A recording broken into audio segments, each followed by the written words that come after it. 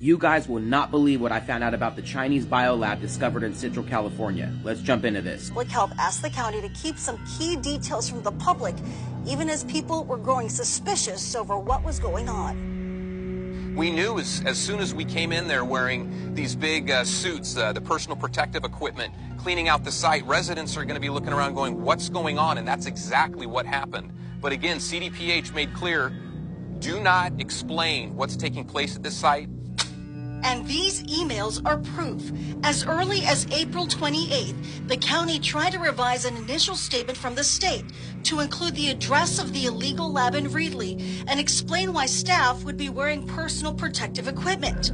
The following Monday, the Deputy Director of Communications for the Department of Public Health wrote, "We suggest you not point to the specific address and not mention PPE or law enforcement at this time, as we believe it could unnecessarily cause concern and questions."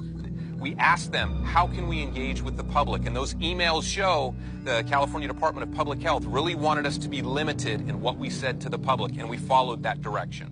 So what they're talking about in the last clip is that California and government officials knew about this Chinese secret biolab located in Central California, but they did not want the public to know about it. Seems kind of sketchy, right? Let's continue.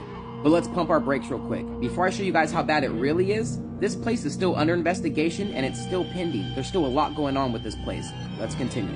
Right, and what can you tell us more about their private funding? Obviously, we went over that they did get some money from our government, obviously the taxpayers, but what can you tell us? What do you know about the connections to China, the funding? Is there anything you can disclose?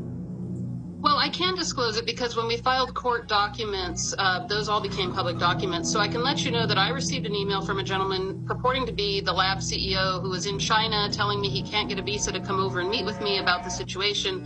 Anybody that we have met with on the site has shown us documents that, Chinese nationals with U.S. documents.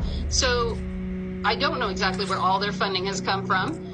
But I can tell you that it is a completely privately funded lab. We know that because there was no public funding associated with it, which means they did not have to adhere to the same standards that publicly funded labs have to adhere to. Now, obviously, what we had in Reedley was even worse. It was the House of Horrors. These are bad actors that came to Reedley literally under the cover of night, never came for a city building permit, never came for a license. They were operating at night. We had some undercover officers watching people in lab coats going in and out at night. They didn't want us to know they were here in Reedley. You see, the thing about this case is that it gets way worse. If you want to learn more about this situation, please like, comment, and share. Thank you.